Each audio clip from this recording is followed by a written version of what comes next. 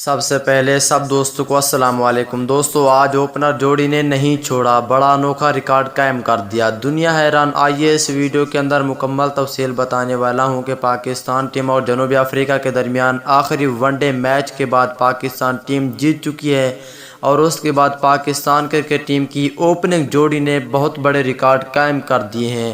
آئیے اس ویڈیو کے اندر مکمل رپورٹ بتانے والا ہوں کہ کون سے کھلاڑی نے ریکارڈ قائم کیے ہیں اور پاکستانی اوپنر نے۔